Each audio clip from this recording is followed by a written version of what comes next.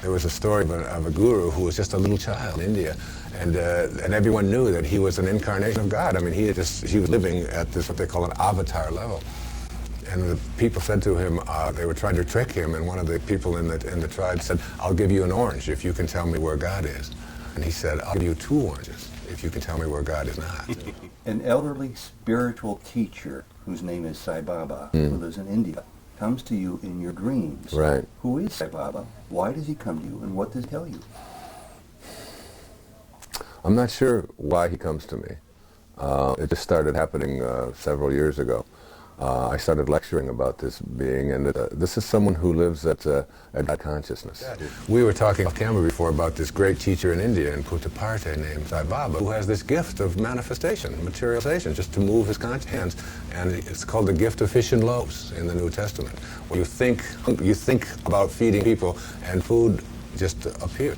And he had in 1986, he had his 60th birthday, and 1,100,000 people came from all over the planet to see this holy man who had this great gift of higher awareness and higher consciousness. See, even as you speak, you can see, I mean, I get very emotional. I can almost break down and cry right now. It's just, and it's not a tear of sadness. It's not a feeling that that I'm hurt in any way. It's just, it's the most blissful, peaceful, it's like... Author and motivational speaker Dr. Wayne Dyer talks not once, but twice about Holy Man Sri Satya Sai Baba and how Sai Baba has entered his life. Welcome to Souljourns. These 2 vintage video interviews were recorded in Cleveland, Ohio in 1998 and 2004. Dr. Wayne Dyer, thank you very much for joining us. It's a pleasure. Wayne, I think one of the basic questions for a lot of us is simply, what is spirituality? Spiritual is a way of being. It is a lesson that most people haven't learned, because we think of things as religious as being spiritual. To be spiritual to me means to be connected to the source from which all things emanate. And that doesn't just mean that you go around and do things in a positive, religious, nice way. It means that you are spiritually connected on a vibrational level. So that if you look at the source from which all things come, and if you had magical binoculars that you could just sort of tune into and see what it looks like and what it feels like and what it sounds like. What it sounds like this. It says, this source says, "I am the source of all material and spiritual worlds. Everything emanates from me." What it looks like love, it looks like kindness, and mostly it excludes no one and no thing.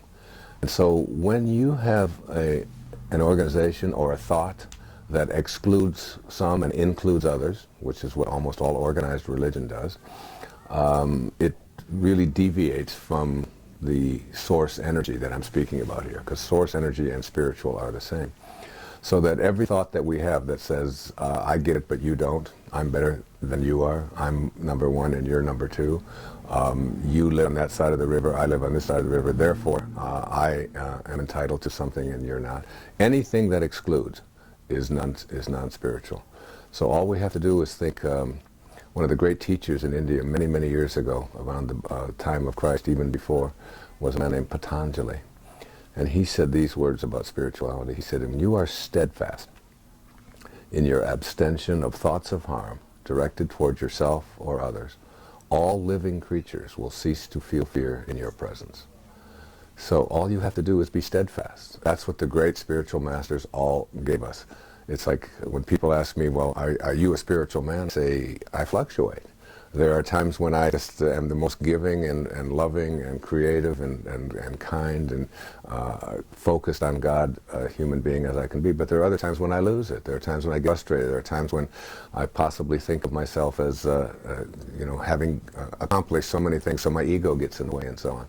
But when you're steadfast and you never have thoughts that separate yourself from others, and when you never exclude anyone, and when you are no longer having thoughts of harm of any kind, and that means thoughts of judgment directed towards yourself or others, then all living creatures, and that's why St. Francis, for example, would have living creatures would no longer feel anger or hatred in his presence. Can you one day get to the level where you don't fluctuate any longer?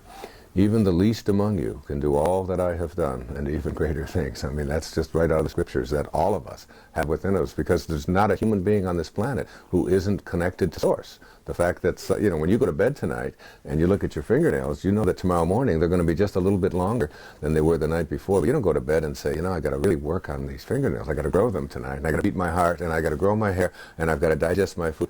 There's a force, there's a source in the universe that is doing all of this for you, and all of us came from that source. And then we forgot.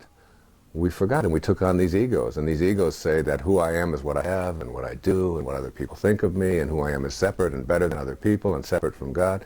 All you have to do, you see, Course in Miracles puts it this way. It says that being spiritual is not about learning new things. It's about remembering. So it goes like this: the memory of God comes to the quiet mind. It cannot come where there is conflict. A mind at war with itself remembers not eternal gentleness. What you remember is who you are, for you must be as God created you. And then it says, be done with this madness and return to the quiet remembrance of God.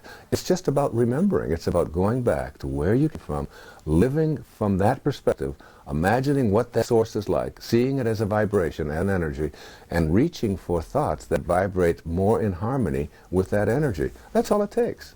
Course in Miracles speaks of something that's very akin to equanimity. What is equanimity, and is it attainable? Yes, it is. Equanimity is nothing more than being at one with God. It is what I was down in Australia just interviewing me, and a woman asked me. She said, "What is your mission?" And I said, without even realizing what I said, my mission is God realization.